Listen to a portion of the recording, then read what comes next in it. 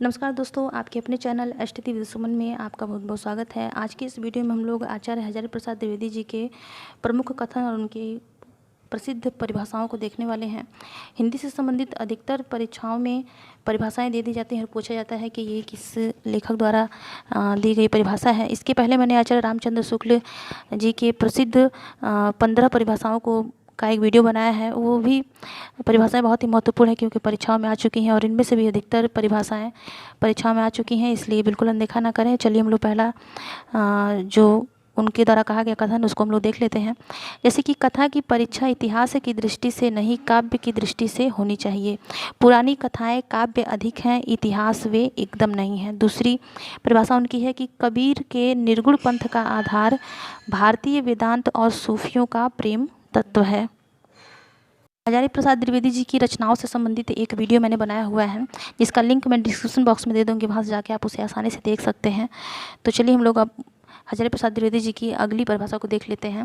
जैसे कि 14वीं 15वीं शताब्दी के हिंदुओं, मुसलमानों, सामंतों, शहरों, सेना के सिपाहियों और लड़ाइयों का जीवंत और यथार्थ वर्णन कीर्तिलता कृति में हुआ है। कीर्तिलता हम लोग जैसे जानते हैं कि विद्यापति जी की रचना है, ये अवहट्ठ भाषा में इसको लिखा गया है।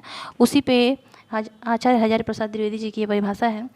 अगली परिभाषा है कि साहित्य जन समूह के हृदय का विकास है। ये जितनी भी परिभाषाएं मैंने अब तक बताई हैं सारी ही परीक्षाओं में आ चुकी हैं। फिर उसके बाद है कि लोक नायक वही हो सकता है जो समन्वय करने का अपार धैर्य लेकर आया हो। उनका सारा काम समन्वय की विराट चेष्टा है। समन्वय का मतलब एकीकरण स्थापित करने से है। और ये जो परिभाषा है ये हजारी प्रसाद द्विवेदी जी ने तुलसीदास जी के लिए कही है। ऐसे भी क्वेश्चन बनते हैं कि मान लीजिए कि परिभाषा दे दी जाए और पूछा जाता है कि ये जो परिभाषा कही गई है, ये कथन जो कहा गया है, किसके लिए हजारी प्रसाद द्विवेदी जी ने कहा, तो आपको मालूम होना चाहिए कि ये जो है तुलसीदास जी के लिए कहा गया है। ऐसे भी लोग जान सकते हैं क्योंकि तुलसीदास जी का उपनाम लोक नायक भी है। तो चलिए अब हम लोग अगली परिभाषा देख लेते हैं। अगली परिभाषा है कि साहित्य सामाजिक मंगल का विधाता है। और फिर उसके बाद है, मैं साहित्य को मनुष्य की दृष्टि से देखने का पक्षपाती हूँ। अगली परिभाषा आप लोग देख सकते हैं कि मनुष्य की श्रेष्ठ साधनाएं ही संस्कृति हैं। अगली परिभाषा है कि समूचे भारतीय इतिहास में अपने ढंग का अकेला साहित्य है। इसी का नाम भक्ति साहित्य है। यह एक नई दुनिया है। भक्ति काल के लिए हजारी प्रसाद द्विवेदी जी ने ऐसा कहा है। आगे देख सकते हैं 10 नंबर पे लिखा हुआ है कि लेकिन जोर देकर कहना चाहता हूँ कि अगर इस्लाम नहीं आया होता तो भी इस साहित्य का बाहर आना वैसा ही होता जैसा आज है। यानी कि भक्ति काल के लिए हजारी प्रसाद द्विवेदी जी ने कहा है। जैसा कि हम लोग जानते हैं कि भक्ति काल के उदय का जो कारण लेखकों ने माना है वो अलग अलग माना है, अलग अलग विचारधारा है उन लोगों की। जैसे कि ग्रियर्सन जी ने भक्ति काल का जो उदय माना वो ईसाइयत की देन माना। उसके बाद आचार्य रामचंद्र शुक्ल जी ने मुस्लिम आक्रमण माना। लेकिन इन सब का खंडन करते हुए हजारी प्रसाद द्विवेदी जी ने भारतीय परंपरा का विकास मतलब माना है कि भारतीय परंपरा का विकास ही भक्ति काल का मतलब कि उदय है। और उसी को ध्यान में रखते हुए उन्होंने ये परिभाषा लिखी है कि लेकिन जोर देकर कहना चाहता हूँ कि अगर इस्लाम नहीं आया होता तो भी इस साहित्य यानी भक्ति काल का बाहर आना वैसा ही होता जैसा कि आज है। तो चलिए हम लोग अगली परिभाषा देख लेते हैं। अगली परिभाषा है कि सूरदास के कुछ पदों में यह ध्वनि निकलती है कि सूरदास अपने को जन्मांध और कर्म का अभागा बताते हैं। ये परिभाषा भी हजारी प्रसाद द्विवेदी जी की है।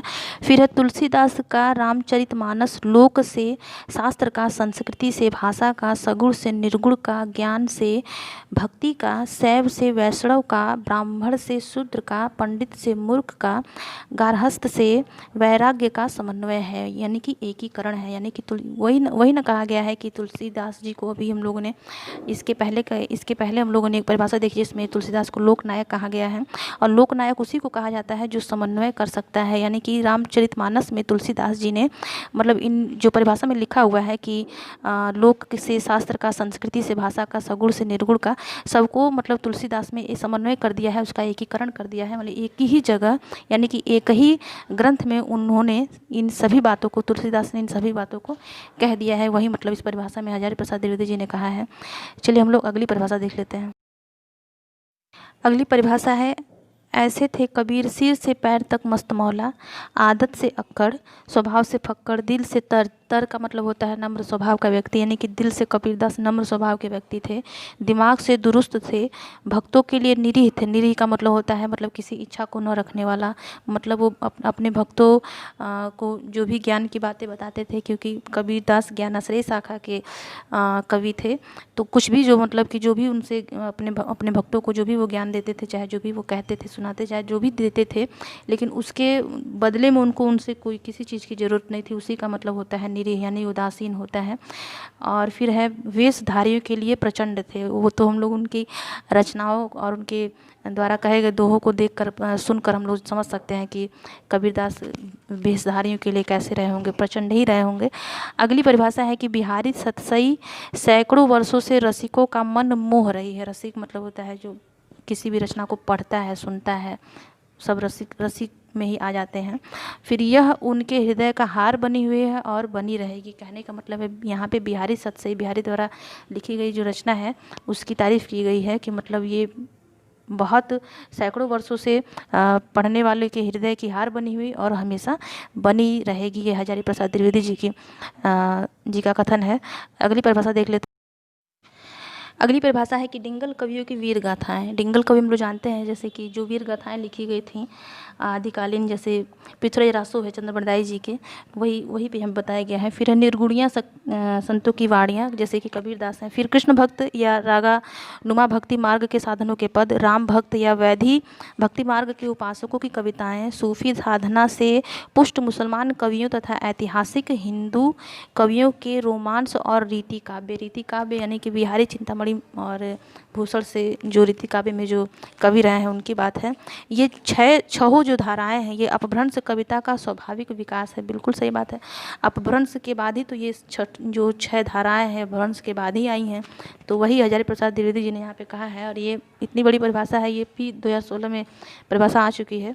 तो इस तरह से दोस्तों हम लोगों ने 15 महत्वपूर्ण परिभाषाओं को देख लिया है। हो सकता है कि आने वाली परीक्षाओं में इनमें से कोई ना कोई परिभाषा दे दी जाए, क्योंकि हजारी प्रसाद द्विवेदी जी की अक्सर परिभाषाएं दे दी जाती हैं। तो अगर मेरा वीडियो आपको पसंद आया हो तो इसे लाइक करें, अपने दोस्तों में शेयर करें। मेरे चैनल या मेरे वीडियो के लिए अगर कोई सुझाव हो तो कमेंट करके ज़रूर बताएं। वीडियो को अगर आप लाइक करते हैं तो बहुत ही अच्छा है, अगर वीडियो को डिसलाइक करते हैं तो प्लीज़ उसका कारण बताएं कि क्यों, मतलब कि क्या कमी है कि आपने वीडियो को डिसलाइक किया, तो ताकि मैं अगले वीडियो में उस मतलब कि उस जो मेरी कमी रही है उसको मैं सुधारूं। तो इस तरह से मेरे चैनल को जरूर सब्सक्राइब करें, बेल आइकन को भी प्रेस करें ताकि कोई मैं नया वीडियो बनाऊं तो उसका नोटिफिकेशन आपको मिल जाए। फिर मिलेंगे ऐसे ही उपयोगी वीडियो के साथ। धन्यवाद।